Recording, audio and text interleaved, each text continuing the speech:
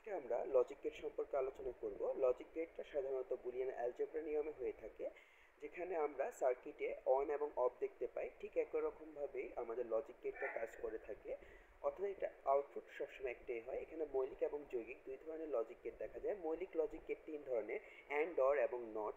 এই তিন ধরনের গেট দেখতে পাই। অ্যান্ড গেটটা সাধারণত লজিক্যাল মাল্টিপ্লিকেশনে কাজ করে, অর গেটটা লজিক্যাল সামে কাজ করে, এবং আমাদের যে নট গেটটা আছে সেটা কমপ্লিমেন্ট অর্থাৎ ইনভার্ট আকারে কাজ করে থাকে।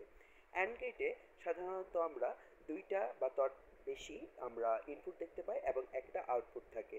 আর এখানে মধ্যখানে ডট প্রোডাক্ট বা আর অরের ক্ষেত্রে আমরা দুই অথবা ততোধিক যে ইনপুট সংখ্যা দেখতে পাই এবং আউটপুট সংখ্যা সবসময় একটা হবে, আর এর জন্য আমরা প্লাস সাইন ব্যবহার করি। নট গেটটা কমপ্লিমেন্ট আকারে হয়ে থাকে, অর্থাৎ ইনভার্ট হয়ে থাকে। এক্স থাকলে এক্স প্রাইম হবে, এক্স প্রাইম থাকলে এক্স হবে।